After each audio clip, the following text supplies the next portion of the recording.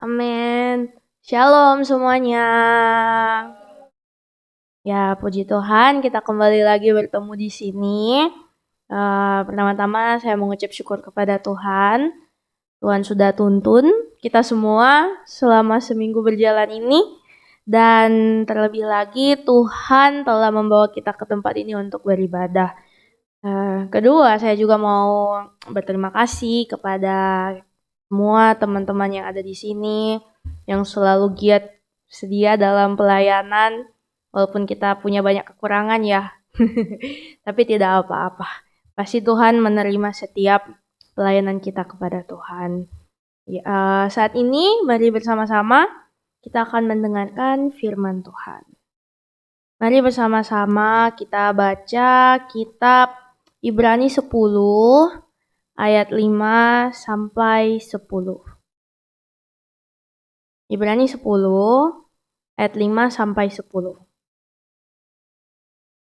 Bolehkah saya meminta PowerPoint-nya ditunjukkan? Oke, baik. Demikianlah. Sudah dapat teman-teman? Ya, mari kita bersama-sama baca. Saya baca dulu, lalu teman-teman baca ayatnya yang genap. Karena itu ketika ia masuk ke dunia, ia berkata, korban dan persembahan tidak engkau kehendaki, tetapi engkau telah menyediakan tubuh bagiku.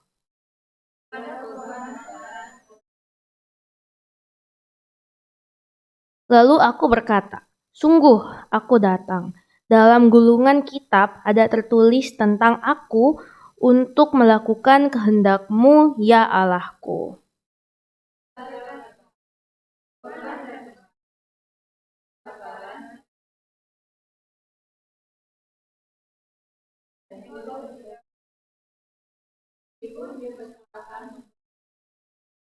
Dan kemudian katanya, sungguh aku datang untuk melakukan kehendak-Mu.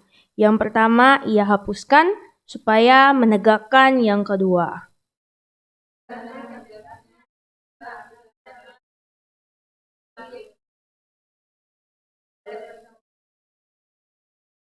Amin.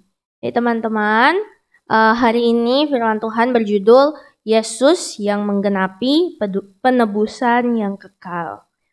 Nah, baiklah, sebelum kita lanjut lagi, apakah teman-teman masih ingat tema tahunan kita di tahun ini?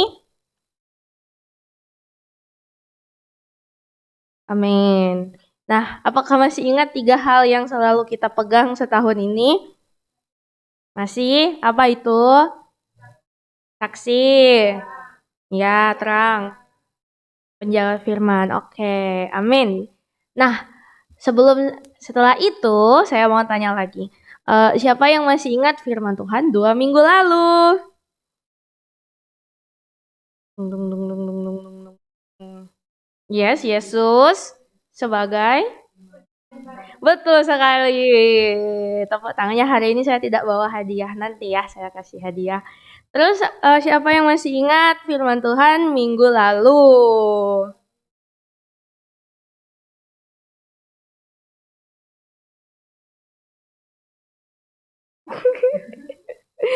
Firman Tuhan minggu lalu, ayo.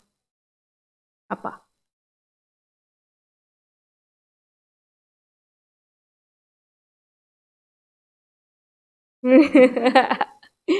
Tunggu sebentar. Kalau tidak salah minggu lalu itu firman Tuhannya adalah Yesus Kristus perantara perjanjian yang baru. Bukan? Oh, Yesus yang iya, darah Yesus yang menyucikan, betul sekali.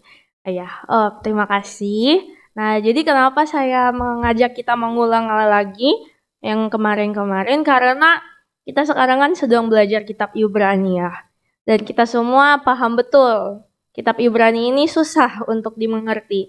Untuk itulah mengapa kalau cuma baca sepenggal-sepenggal, itu akan susah kita memahami, menelaah firman Tuhan. Jadi kita harus menghubungkan dengan khotbah-khotbah yang sebelumnya.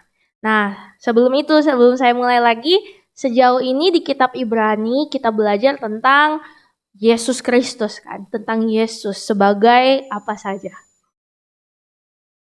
sebagai imam. Terus Tuhan Yesus dibandingkan dengan siapa saja? Malaikat. Terus apa lagi? Melkisedek, Musa. Lalu apa lagi? Abraham. Iya ya.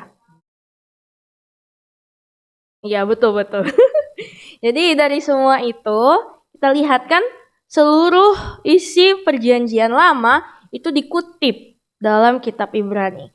Jadi pasti kita semua di sini sudah pernah kuliah dan ada yang masih sedang kuliah. Kita semua pasti pernah buat makalah kan ya. Jadi bisa dibilang lah kitab Ibrani ini adalah suatu seperti makalah, tapi lebih tinggi lah, sedikit lebih besar dari makalah. Jadi banyak kutipan-kutipan yang diambil, dan kutipan-kutipan itu diambil dari perjanjian lama. Dan ini bukan hanya sekedar makalah, tapi sering juga disebut sebagai, apa ya bahasa Indonesianya, commentaries, yang dipakai tafsiran, ya, tafsiran perjanjian lama yang dipakai untuk menunjukkan siapa Yesus Kristus.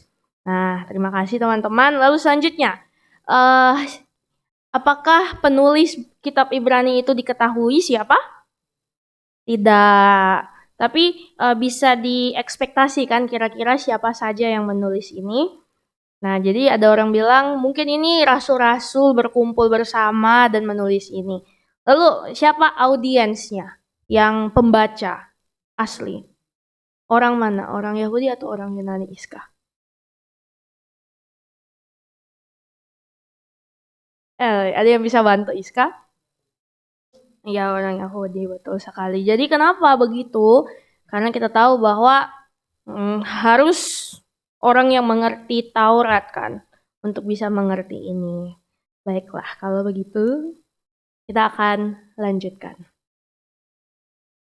Jadi teman-teman, dari firman Tuhan hari ini ada 3 kalimat ini yang akan menjadi garis besar, yaitu not repeated, not temporary, but finished.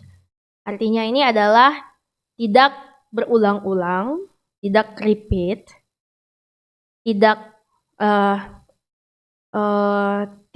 juga sesuatu yang fana, tetapi sesuatu yang diselesaikan. Jadi itu ya. Jadi sesuatu yang tidak berulang-ulang dan juga tidak sementara dan juga sesuatu yang selesai. Jadi kira-kira ini 3 kata inti hari ini. Semoga ini bisa membantu teman-teman mengerti firman Tuhan. Nah, sebelum kita mulai dari firman Tuhan hari ini, saya mau bertanya lagi.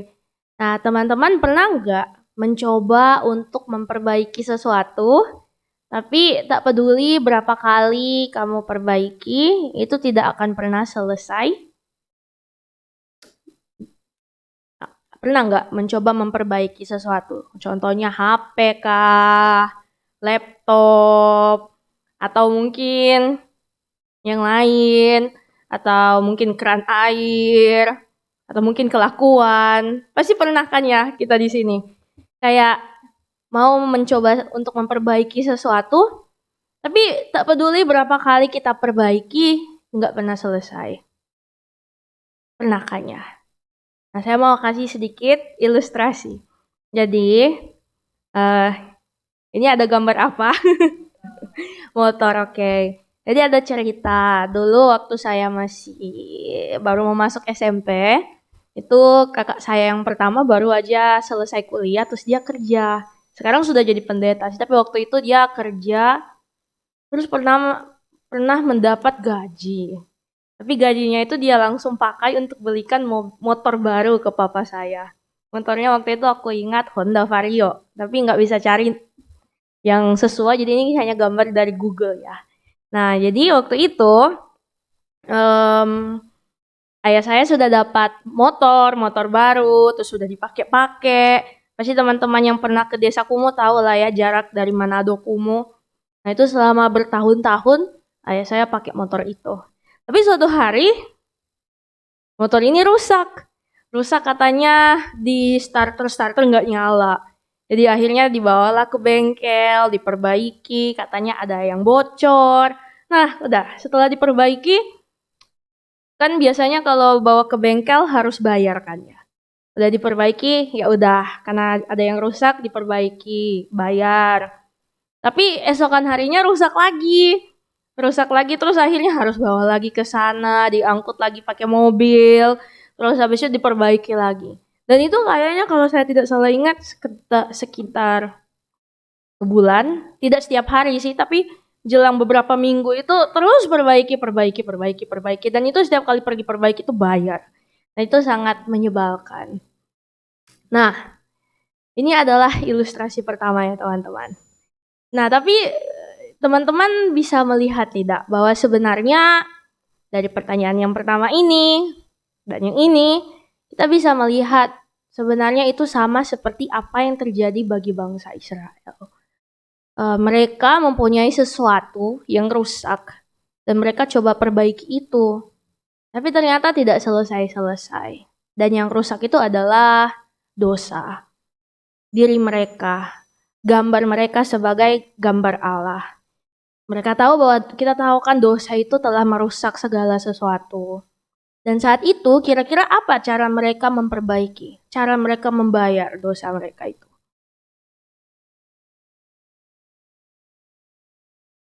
Bagaimana cara mereka memperbaiki dosa mereka? Ya, betul sekali. Mereka mempersembahkan korban. Tapi itulah dia.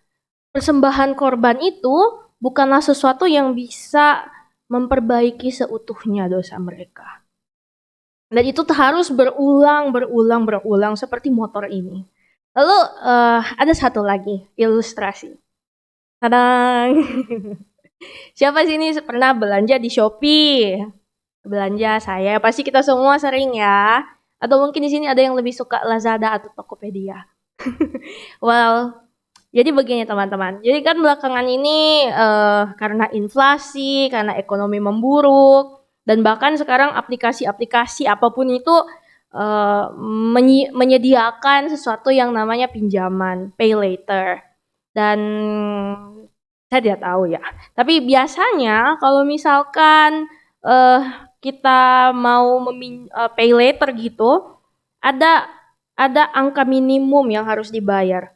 Jadi kayak kamu bisa pay laternya 1 bulan nanti, tapi secara sepenuhnya atau dicicil kan, sehingga angkanya itu kecil-kecil tapi waktunya yang lama.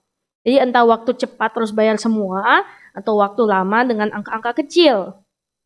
Nah, sama seperti pay later yang dibayar waktu lama dengan biaya kecil, biaya minimum, begitulah juga kira-kira korban persembahan yang orang Israel lakukan di perjanjian lama. Jadi itu seakan-akan membayar dosa mereka, tapi tidak membayar seutuhnya, sepenuhnya. Dan itulah mengapa kita semua percaya bahwa Yesus Kristus telah membayar semuanya, kan? Ada amin? Nah, jadi Yesus Kristus itu seakan-akan seperti cara kita membayar seutuhnya. Seperti tidak ada cicilan. Benar-benar sekaligus dia bayar dalam sekali.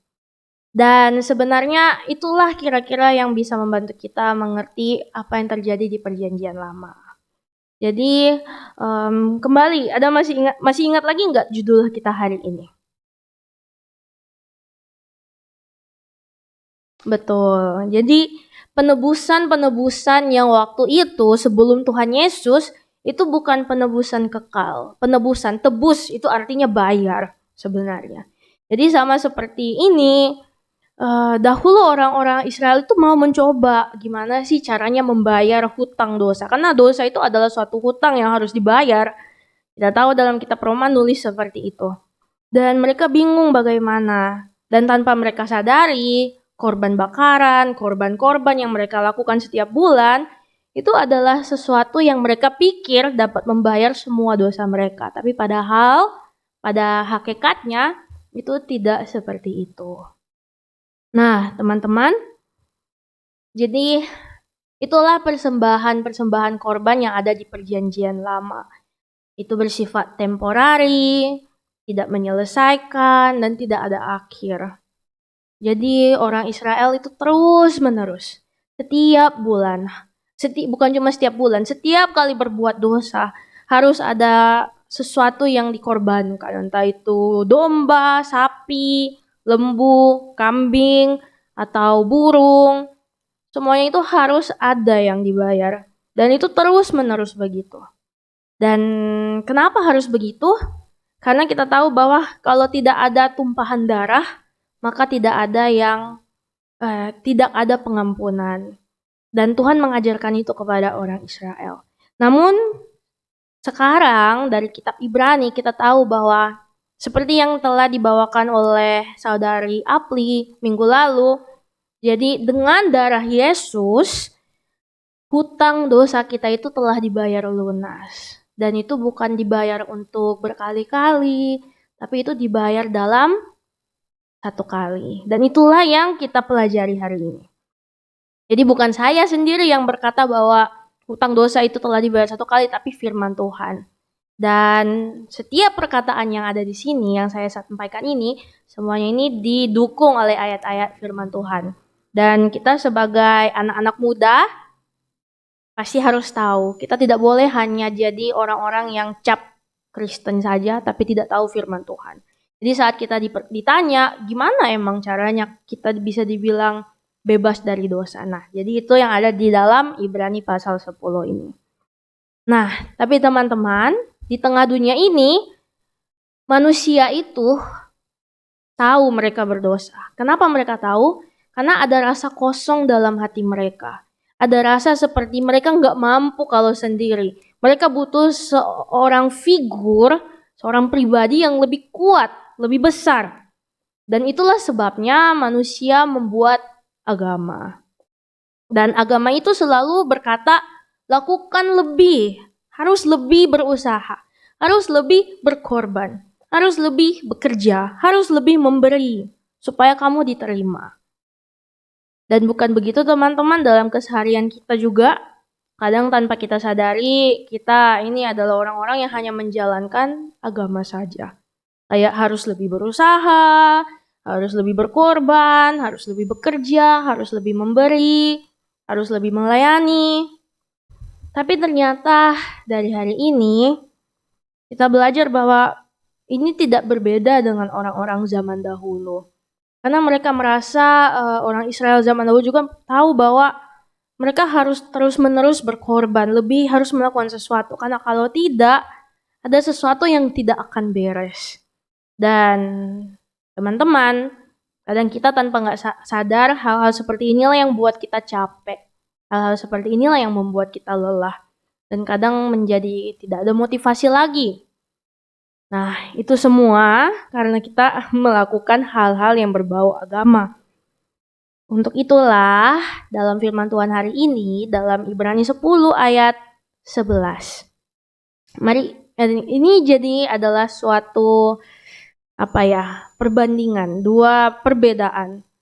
Jadi tadi kan dibilang sesuatu yang tidak berulang-ulang. Nah, tapi di ayat 11 ini bilang begini. Nah, ayo kita baca sama-sama ya. 1, 2, 3. Selanjutnya, setiap imam melakukan tiap-tiap hari pelayanannya dan berulang-ulang mempersembahkan korban yang sama sekali tidak dapat menghapuskan dosa. Ya, ternyata setiap hari bahkan bukan cuma setiap bulan. Dan itu setiap hari itu berulang-ulang mempersembahkan korban yang sama. Nah, kita juga pasti teman-teman baik yang mungkin di kuliahan atau dari gereja di sini atau di Saturday School, kita pasti realitanya capek ya dengar kok setiap kali dengar korban lagi, apa sih ini? Tapi inilah cara kita untuk mengerti firman Tuhan. Dan realitanya di zaman dulu ini benar-benar diulang-ulang. Dan ini benar-benar tidak bisa menghapus dosa. Dan itulah sebabnya di dalam ayat 5 tadi kita baca bersama-sama, karena itu ketika ia masuk ke dunia, yaitu Yesus, ia berkata, korban dan persembahan tidak engkau kehendaki. Engkau ini kira-kira siapa? Kan Tuhan Yesus yang berfirman. Tuhan Yesus yang bilang ini, berarti engkau itu siapa? Allah Bapa kan. Jadi korban dan persembahan Tuhan tidak kehendaki, Allah Bapa tidak kehendaki, tetapi Allah Bapa telah menyediakan tubuh bagi Tuhan Yesus. Dan tubuh itulah sebenarnya yang akan menjadi korban dan persembahan yang berkenan di mata Allah. Jadi teman-teman, dari sini kita bisa belajar bahwa Tuhan mau sesuatu yang lebih untuk umat-umatnya. Bukan hanya sekedar korban yang diulang-ulang setiap hari. Tapi ternyata Tuhan juga mau menunjukkan bahwa tubuhnya adalah korban sejati. Tubuhnya adalah persembahan itu yang telah datang ke dunia untuk menebus dosa-dosa kita di kayu salib. Dan itulah sebabnya kita semua juga belajar tentang grace, anugerah. Hanya satu korban saja di ayat 12. Mari kita baca sama-sama dengan suara yang keras. 1, 2, 3. Tetapi ia setelah mempersembahkan hanya satu korban saja karena dosa, ia duduk untuk selama-lamanya di sebelah kanan Allah. Amin. Ya, jadi ini kembali lagi si penulis. Ini perkataan kata-kata si penulis. Iya, yaitu Tuhan Yesus mempersembahkan berapa kali teman-teman? Satu korban saja karena dosa. Ia duduk untuk selama-lamanya di sebelah kanan Allah. Jadi teman-teman, mungkin saya tahu, saya paham bahwa ini adalah sesuatu yang sering kita dengar, atau mungkin ada yang belum sering dengar. Tapi semoga kita selalu ingat bahwa Tuhan Yesus menebus dosa kita itu satu kali saja. Dan itulah sebenarnya Injil yang kita terima. Nah, lalu selanjutnya ayat 14. Mari kita baca sama-sama. 1, 2, 3. Sebab oleh satu korban saja ia telah menyempurnakan untuk selama-lamanya mereka yang ia kuduskan.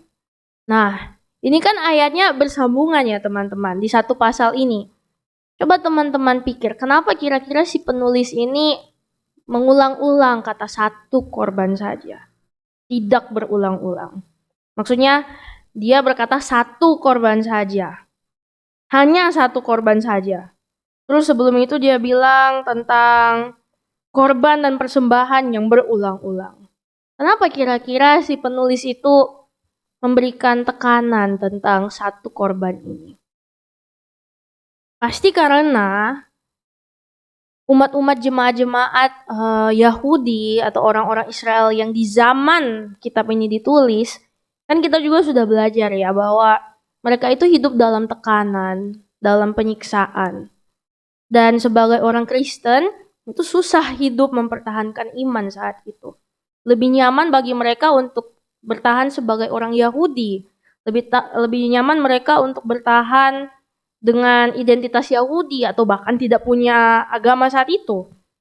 Karena sangat menyakitkan. Kita juga telah belajar kan di bawah Kaisar Nero seberapa kejamnya dia. Dan mungkin pada saat itu banyak orang Kristen Yahudi mau kembali lagi, tidak mau lagi percaya Yesus. Mau kembali ke jalan yang lama, mau terus mempersembahkan korban. Tapi si penulis ini bilang, "Hey, kamu tidak perlu begitu lagi. Kamu tidak perlu berusaha begitu karena bukan itu yang kamu butuhkan. Yang kamu butuhkan hanya Tuhan Yesus. Hanya Yesus yang kamu butuhkan." Dan itulah yang sepertinya mau diajarkan penulis itu saat itu.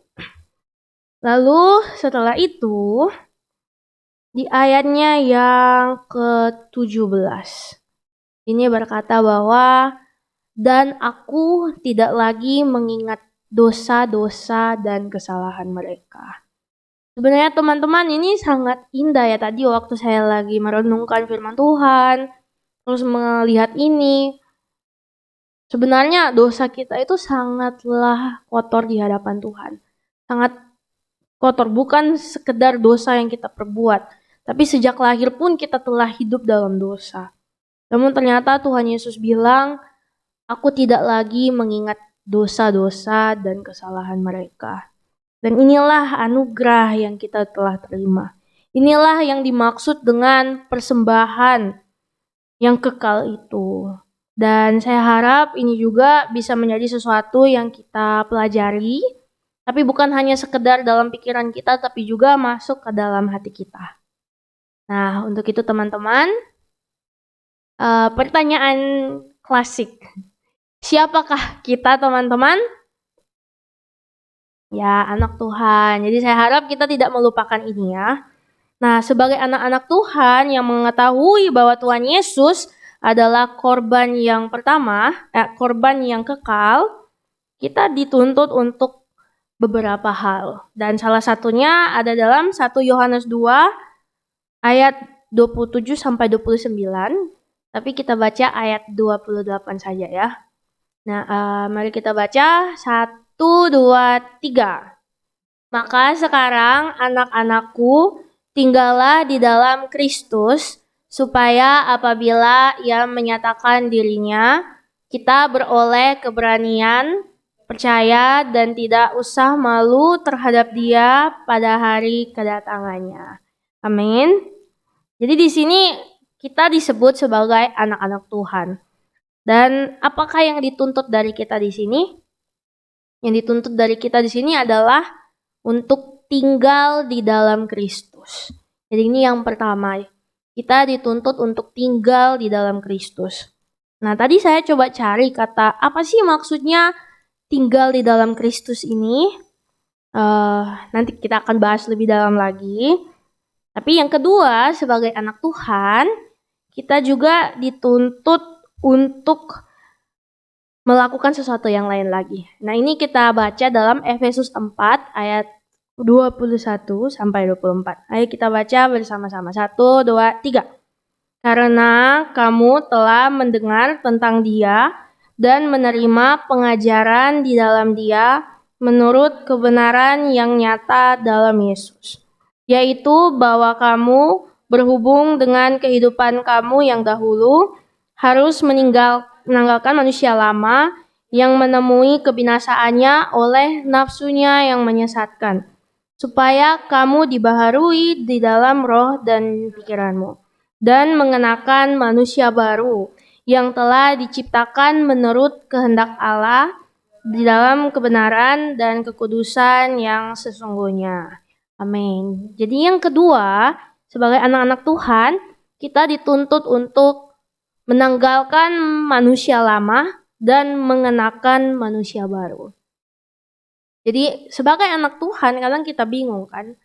Kalau aku anak Tuhan berarti bagaimana aku harus hidup berbeda dengan dunia ini.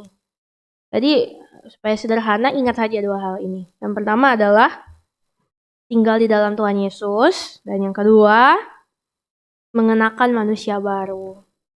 Artinya kalau kita mengenakan manusia baru itu benar-benar kita ada di dalam Tuhan Yesus. Manusia baru itu adalah benar-benar menanggalkan yang lama. Jadi Kristuslah yang kita gunakan. Nah, ini kita bisa Lalu setelah itu yang ketiga, kita diajak untuk menjadi imamat yang rajani. Nah, pasti kita semua hafalkan ayat ini. Ayo kita baca bersama-sama. Tapi kita baca saja. 1, 2, 3. Tetapi kamulah bangsa yang terpilih, imamat yang rajani, bangsa yang kudus, umat kepunyaan Allah sendiri, supaya kamu memberitakan perbuatan-perbuatan yang besar dari Dia, yang telah memanggil kamu keluar dari kegelapan kepada terangnya yang ajaib. Amin. Jadi teman-teman, kembali lagi kita diingatkan 3 hal ini. Semoga kita bisa mengingat ini ya. Sebagai anak-anak Tuhan, sebagai anak-anak muda. Dan dari firman Tuhan ini, inilah yang kita harus bisa lihat lebih dalam juga. Jadi ada 2 perbedaan. Kalau disimpulkan, di perjanjian lama, korban penebusan itu adalah sesuatu yang harus diulang-ulang. Dan itu adalah sesuatu yang sementara. Dan sesuatu yang belum selesai. Tapi dengan Yesus Kristus datang ke dunia ini, yang berulang-ulang itu cukup menjadi 1 kali saja. Lalu, yang sementara itu bisa menjadi sesuatu yang kekal. Dan Apa yang belum selesai itu telah menjadi sudah selesai. Nah, inilah teman-teman yang semoga bisa menjadi sesuatu yang kita ingat. Oke? Nah, dan pertanyaan kita yang terakhir, apa area dalam hidup kita yang masih terselubung dalam cara lama kita? Lama yang ini. Apa area hidup kita yang masih berulang-ulang terjadi?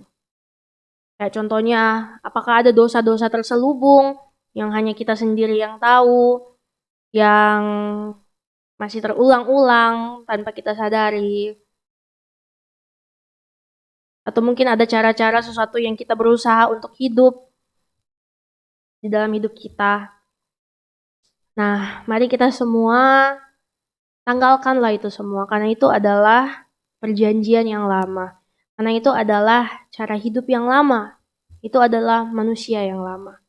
Itu adalah kehidupan di luar Kristus. Dan kembali kita diajak lagi untuk hidup di dalam Kristus. Jadi aplikasinya untuk kita semua sebagai anak-anak Tuhan yang hidup di dalam Kristus. Jadi mau melanjutkan yang tadi. Jadi saya coba cari kata tinggal dalam Kristus. Ini bahasa dalam Alkitabnya itu bahasa Inggrisnya to continue in Christ. Tapi dalam bahasa aslinya saya lupa. Saya cuma mengingat artinya. Artinya adalah ya bersama Kristus, hidup bersama Kristus, abide dengan Tuhan, dwell dengan Tuhan.